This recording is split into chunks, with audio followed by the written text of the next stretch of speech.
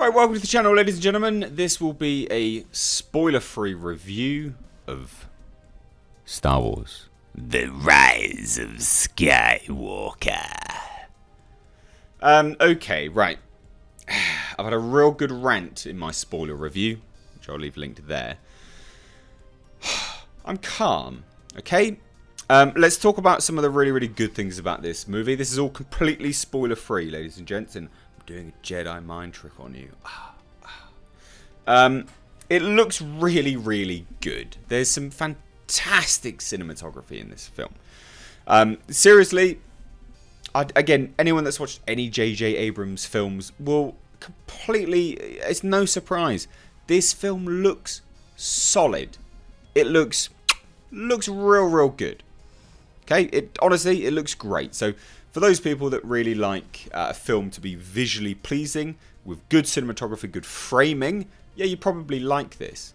There are some issues with scene transitions, because they use like cutaways and swipes for like big scenes. And unfortunately, because there's some moments where we're flitting between planets and things like that. Not a spoiler. It's a little bit too much, and it can be a bit like, woof, nauseating. Not good. But for the most part, this film does actually look really, really decent. The score was solid as well. I don't think anyone is of any we can't dispute that John Williams does a fantastic score. And I think he's also gone out on record and said that this will be his last score for a Star Wars film. I don't know for certain, but I think I saw a tweet about something like that. Now, the acting all round is okay. Some real big standouts here was Adam Driver, I guess. Adam Driver did a good job with what he was given. Unfortunately, he wasn't given an awful lot. Like J.J. Abrams, I don't think J.J. Abrams really knows how to use Adam Driver to his full capabilities. Or at the very least, like, it wasn't written to give Adam Driver a lot to do. Adam Driver is actually, quite a good actor. He can do brooding and foreboding very, very well. And I would have liked to have seen him do more, but he was probably one of the standouts. Oscar Isaacs is a likeable guy in this. And there are some funny moments with him, with some other characters and things like that. Finn, John Boyega, was okay. There was one or two scenes where I thought he actually looked a bit bored, which was interesting. And Chewbacca, C-3PO, all of these people, fine. Like, fine characterizations, nothing too bad. Rey, I don't think Daisy Ridley is a good actress, or at the very least not good enough to be headlining the biggest franchise of all time. Now, I don't necessarily think that you have to be a fantastic actor to headline the biggest franchise of all time, but I do think you do need to be a bit better than her and a bit more charismatic. So, yeah, like actors and stuff, fine. Cinematography was pretty damn decent. Score was epic. Framing and things like that, great. Lighting, really, really good. Technical aspect of this film, solid. Story-wise, though, it really is a big, and I'm not saying whether this is good or bad because it's up to you, but it really is a massive middle finger to Rian Johnson and The Last Jedi. There is even a moment, there's a lot of moments actually, and I'll say it, it's not a spoiler, there's not really anything spoilerish about it, but there's a scene which mirrors a scene in The Last Jedi, which I think a lot of people were shocked by, but it goes completely differently. So just think back to whatever scenes in The Last Jedi people were really, really shocked by. And there are literally words to the effect of, no, we don't do that because that's so disrespectful. Which is massively a stab at Rian Johnson. This film is JJ's to Rian Johnson. There is no one that can convince me otherwise. There are, it's not even subtle, like it's like a sledgehammer to the face at certain moments. But the story-wise is very, very incoherent. Like, this is a movie which should have been another trilogy.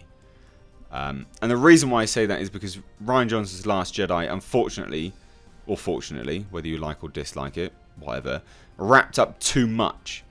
It wrapped up too much in a way which was airtight and very conclusive in in The Last Jedi, but then also left a whole bunch of things completely unanswered in the answers that were given. So it put J.J. Abrams in a really tight spot for what to do with this film. So the story is like at a breakneck pace. It's very sloppy. It's just exposition, and it's member berries, non-stop to get to the conclusion. And it's not a satisfying end. And I'll tell you why, again, in a non-spoiler way. You've seen any of the trailers, you know that Palpatine is back, right? That's not a surprise. He's even on the poster, the officially released poster by Disney. He's even on the cast list, Ian McDiarmid. Now, to bring Palpatine back negates everything which was set up in 1 and 2, right? Snoke and things like that. Now, unfortunately, it's not only that, but the explanation for his return doubles down on that, negating. Because it's as if J.J. Abrams realises that he's been backed into a corner and there's not too much else he can do with this. I.e., where else can you go? Obviously, everything's negated, Snoke and things like that. Right, we'll just bring Palpatine back. And then the explanation for his return is so like... It's just like a backhand away, whilst also backhanding away Snoke and things like that. So it's very, very unsatisfying. There's nothing good about that. And it's not a good explanation. Like, it's not good. There's nothing pleasing about him being back. Not even from the level of like, oh, great to see him back. There wasn't even that, actually. And I think you ultimately do fail, even at member berries, if it's not even pleasing to see someone back. Because also, it does negate Anakin's sacrifice and the whole Skywalker saga from there. Now, outside of that, like, practical effects look good. I think I've already said that practical effects look good. But story-wise, it's just... It is genuinely a mess. You can see the effect of reshoots. There are characters which are introduced, which are given more screen time than characters which were introduced in the second film, which were more pivotal in this. These characters were pivotal in the second film. I'm talking about Rose Tico. Tico, where are you? My sweet Tico. Like, you're nowhere. Literally background character. Shame. And I don't mean a shame because I liked her character, because I didn't. But a shame that we're at such a position now where characters that were introduced and played such a big role in the last film are relegated to nothing. Which, from a story standpoint, that doesn't make sense. We don't do that. Now, there are other things which, like I've said this time and time again, this is going to be a film, and it is, because I've seen it, that if you think about it for a few seconds, the whole thing falls apart. Now, like I said, if you're a fan of Rey, you will love this film. She's incredibly, incredibly overpowered, but not for the wider populace to a satisfying degree. We don't see her do anything which is particularly great, or there's just no emotional connection to this very uncharismatic character and actress. And because she's the linchpin of this film, and everything revolves around her, because it does, it's just not satisfying. There are moments which should have been hugely emotionally impacting, and it just falls completely flat on its arse. Like, really, really flat on its arse. So basically, as a fan of cinema, this is a movie which you can absolutely skip in theatres. Because narratively speaking, it won't please you. If you just like stories, it will not please you. If you're a fan of the original movies, I don't think you will like this film. I myself really, really love the original films.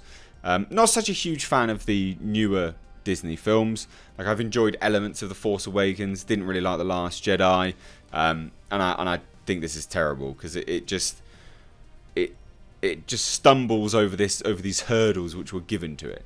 I do think that this now signifies the writing on the wall for Kathleen Kennedy. I don't think there's any way around this now. I think ultimately this is probably going to be the end for Kathleen Kennedy. I can't see this film doing particularly well. I think this will make money in terms of like gross. I don't know how much net profit it will make for Disney, and I can't see it making that much. but it will make a lot of gross money. You can skip this film. You can absolutely skip this film. If you like the new films, you'll probably like this, I guess. But don't think about it. If you want to enjoy it, just don't think about it. Switch your brain off. And that's it. There's nothing else really to say. Go watch my spoiler review. All the leaks were true, by the way. There you go. But if you cared about, non-spoilers and things like that, then you wouldn't know about the leaks. So, again, not a spoiler, really. If you're new here, do hit subscribe. Step to date on the world of pop culture movie news by hitting the bell notification icon. Show me that you like this video. Give it a like and a share. And as always, guys, I've been Mr. H. Take care.